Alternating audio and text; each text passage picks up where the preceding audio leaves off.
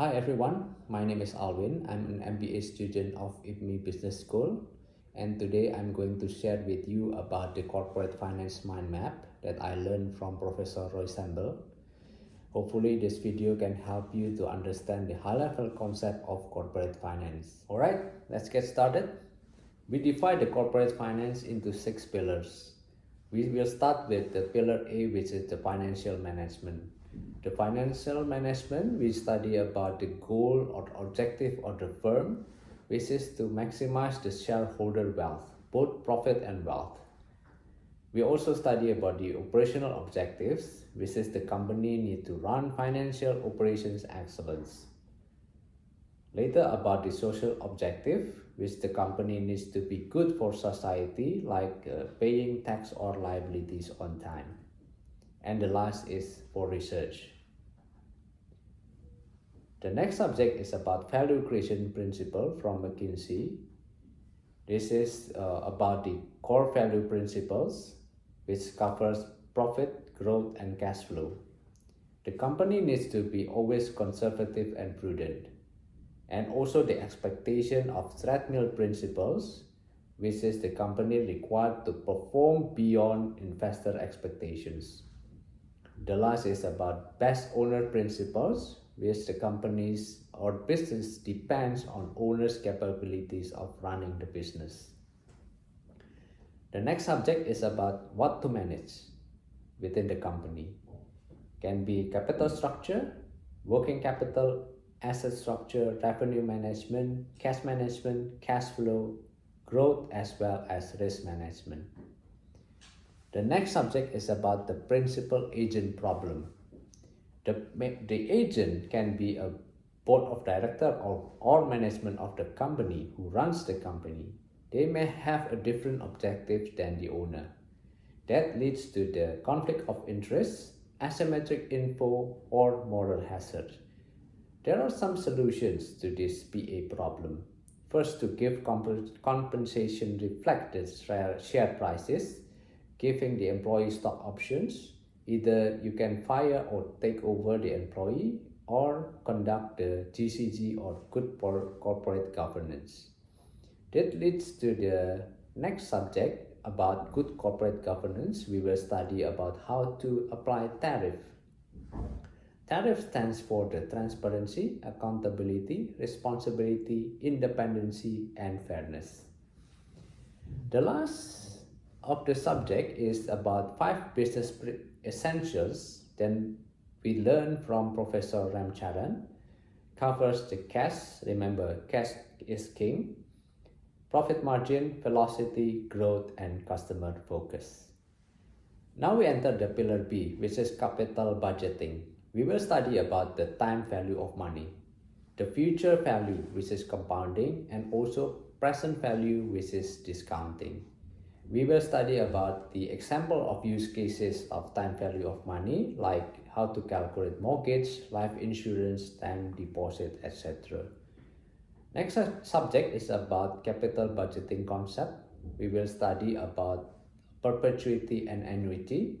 Also, to decide whether to accept or reject an investment proposal.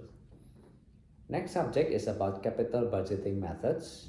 There are a few methods to calculate this. First, to calculate the payback period, which actually has a limitation because it doesn't consider time value of money. So there are other methods that we can use, like net present values, profitability index, or internal rate of return, or IRR. Next subject, we will study about the Rule 72, which is the quick way to estimate how long to double your money. The formula calculation is quite simple. 72 you divide with the interest. Next subject is about capital rationing. This is to rank the prioritization using PI or NPV if you have more than one project to approve. So which one is better than the others? Now we go to the pillar C, which is analysis of securities. First, we will study about the framework of analysis, which cover the fundamental analysis, technical analysis, and market investor analysis.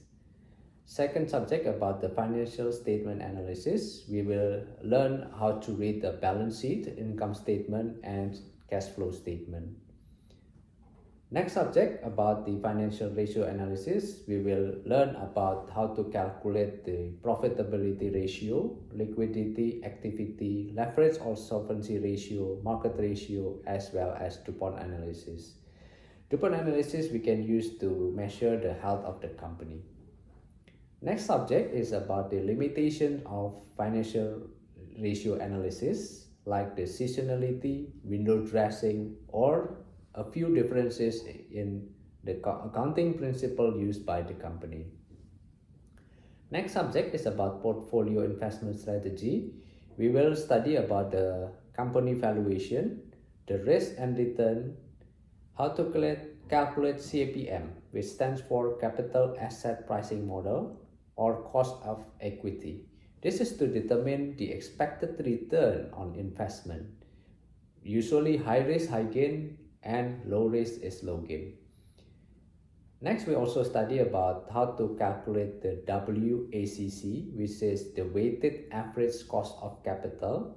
This is to represent the company average cost of financing from all sources. It can be debt or equity.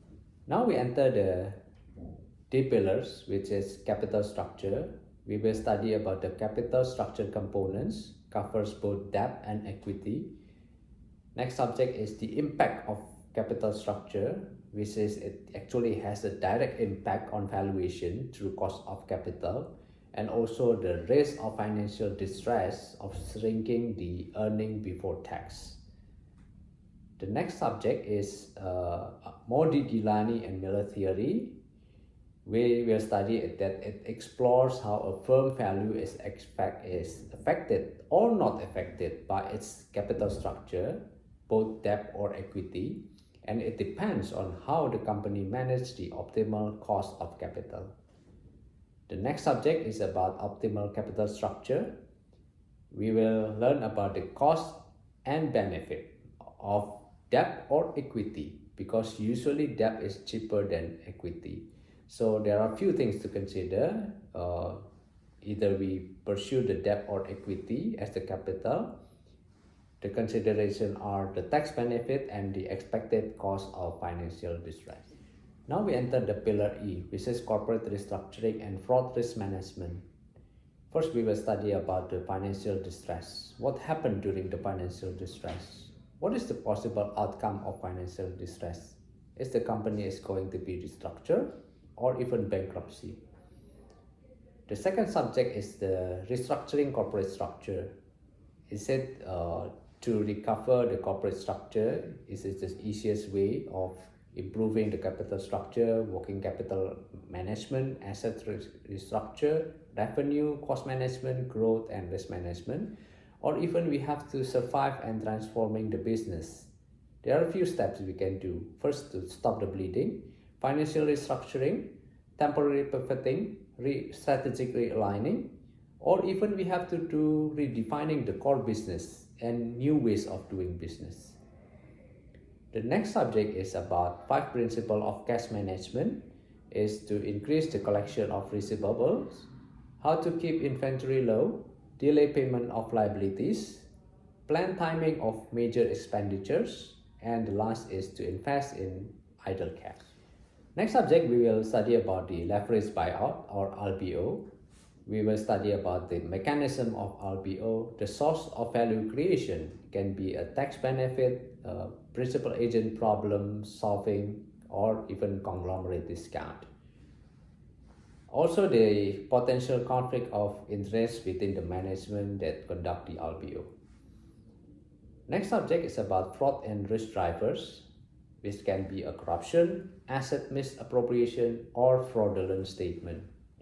We will study also about the reasoning and fraud hexagon, which may trigger the fraud, and the red flags, which is the indication of people with a tendency of doing fraud. Next subject is about fraud prevention and statistics. We can build the employee ethics, write the SOP, train the employee to increase the alertness of the fraud.